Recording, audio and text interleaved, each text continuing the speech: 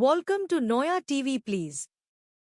Subscribe my channel. बेटा, चाहे लड़का हो या लड़की, इतनी आजादी नहीं देते, बच्चा बिगड़ जाता है।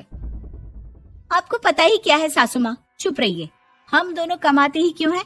इन बच्चों के लिए ना। देखिए तो कैसे प्यारे प्यारे पैरों से चल रही है, कितनी प्यारी लग रही है। अब मैं क्या इसके पैर काट कर बेड पर बिठा दूं इसे? अरे मैंने ऐसा तो नहीं कहा। मेरे कहने का मतलब ये था कि बस करो ना माँ, क्या सारा दिन टोका चाकी करती रहती हो। अरे करने दो ना जो कर रही है। दोनों मियाँ बीवी अपने अपने काम में लग जाते हैं और सास मंदिर चली जाती है, लेकिन बेटी सौम्या घर में तेल का डिब्बा लेकर फैला देती है। घर को तो मैं पराठे की तरह सेक दूंगी। मैंने सारा तेल फैला दिया, अब मैं इसे सेक दूंगी। महक कमरे में आती है, जहाँ सारे तरफ तेल ही तेल फैला हुआ होता है। अरे मोहन देखो तो, अपनी छोटी सी बच्ची की हरकत, पूरे घर में तेल फैला दिया। मोहन भी आकर हंसने लगता है।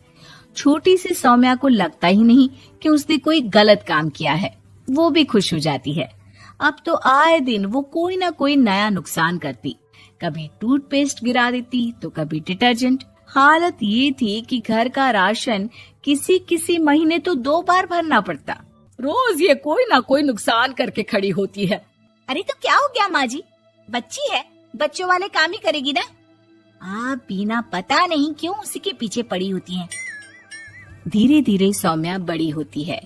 एक दिन, माँ देखो दरवाजा खोलो, वो ऑनलाइन मैंने जीन्स मंगवाई थी, वो आई होगी। 3000 दे देना और पैकेट ले लेना। 3000? ऐसे कैसे जीन्स है बेटा, ये तो बहुत बड़ा अमाउंट है। माँ फालतू बात थोड़ा कम ही किया करो और जल्दी जाओ, वरना समझ लो खाना नहीं खाऊंगी मैं आज सारा दिन। सास वहीं खड़ी सब देख रही थी, लेकिन अब तो उन्होंने भी बोलना छोड़ दिया था। अब तो आए दिन सौम्या के खर्चे बढ़ते ही जा रहे थे। कभी महंगी ड्रेस तो कभी दोस्तों के साथ पार्टी। पैसे दे दो तो ठीक, ना दो तो घर में कलेश। ये सब तुम्हारे ही कारण हुआ है। देख रही हो कैसी हरकतें हो रही है इसकी। रात के 8 बज गए हैं, लेकिन महारानी जी घर पर है ही नहीं। तभी सौम्या पड़ोस के लड़की के साथ वहाँ आती है। ओके बाय रोहन, कल फिर मिलेंगे, लव यू। ये क्या हरकत है सौम्या, आज तो तुमने हद ही पार कर दी। पापा कब से परेशान है। और ये लड़का कौन है? तभी पास खड़ी सास बोलती है, देखो महक, आज तक मैंने कहा नहीं था, लेकिन मैं आज कहूंगी, क्योंकि ये मेरे घर का मामला है। मैं नहीं चाहती कि मेरे बेटे का खानदान खराब हो या फिर कोई हम लोगों के घर के लिए बात करे। जाओ इसे ऊपर कमरे में छोड़ाओ, इससे कल बात करेंगे। मॉम देखो ना दादी क्या बोल रही है, चुप कराओ ना इनको, जैसे हमेशा करा देती हो। महक को अपनी गलती का एहसास हो रहा था। वो चुपचाप खड़ी होती है। मोहन बेटी को अच्छे से कमरे में सुलाकर माँ के पास आता है। देखो ये लड़का ठीक नहीं है, अब तुम लोग इसकी शादी करवा दो। ससुराल वाले अपने आप देख लेंगे। शादी के बाद जिम्मेदारी पड़ेगी तो सब ठीक हो जाएगा। शादी अभी तो 25 की है ये। तो क्या 50 तक बैठाओगी? नहीं नहीं, ठीक कह रही है माँ, इसके लिए जल्दी से कोई लड़का देखता हूँ। अगले रोज सौम्या खाने के टेबल पर, मैं आप लोगों को बता देती हूँ, मैं रोहन से प्यार करती हूँ और उसी से शादी करूंगी। रोहन? वही ना सक्सेना का लड़का, वो सक्सेना जो पिछले महीने ही जेल से छूट कर आया है। वो जेल नहीं, काम के सिलसिले में अमेरिका गए थे। अच्छा, सक्सेना अमेरिका गया था तो क्या पैसा वैसा कमा कर नहीं आया? ये देख रही है ब्लाउज, उसकी बीवी ने सिला था मेरा। पैसे की कमी का रोना रो रही थी, पति को कोस रही थी कि जुआ खेलते पुलिस ने पकड़ा और लगी लगाई नौकरी भी छूट गई। दादी कुछ भी मत बोलो, दादी को चुप कराओ ना। दादी जो बोल रही है ठीक बोल रही है। तेरे पापा ने तुझे देखने के लिए लड़के वालों को कल बुलाया है, समझी? अगली रोज लड़के वाले सौम्या को देखने आते हैं और उसकी शादी मयंक से हो जाती है। शादी के बाद सौम्या मायके आती है। वाह माँ, कितनी अच्छी शादी कराई है आप लोगों ने मेरी। लेकिन मुझे कुछ दिन और यहाँ रहना है। अरे बेटी, ये तेरा ही तो घर है, जितनी मर्जी रह। और क्या, दमाजी कैसे हैं?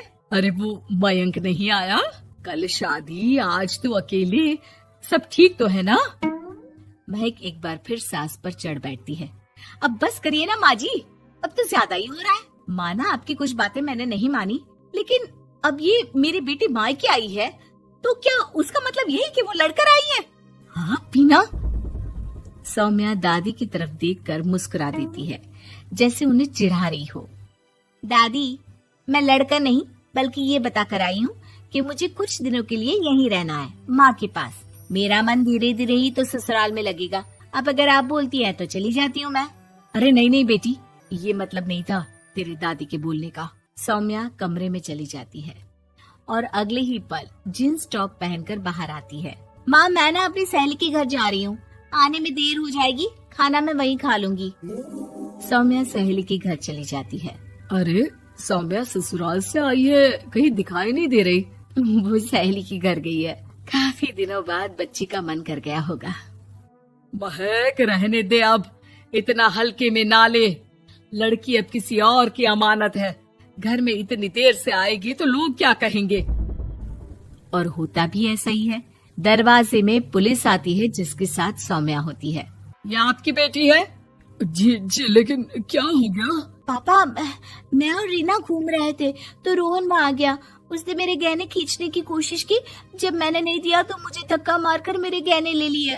पापा, मुझे माफ कर दो, मुझे ना मयंक के पास जाना है, आप उसे फोन कर दो, वो मुझे ले जाएगा। दादी आप ठीक कहती थी, वो अच्छा लड़का नहीं है। कोई बात नहीं बेटा, मयंक का फोन आया था, उसे तेरी याद आ रही थी, लेकिन वो तुझे भी अपनी जिंदगी जीने से नहीं रोकना चाहता था। मैं उसे बोल दूंगी कि वो कल तुझे लेने आ जाए। अगले दिन, चलो सौम्या, मैंने आज रात की फिल्म की टिकट और 5 स्टार होटल में खाने के लिए टेबल बुक कर दी है। फिर क्या, सौम्या खुशी खुशी अपने ससुराल चली जाती है और महक को बड़ों के सीख की कीमत का पता चल जाता है।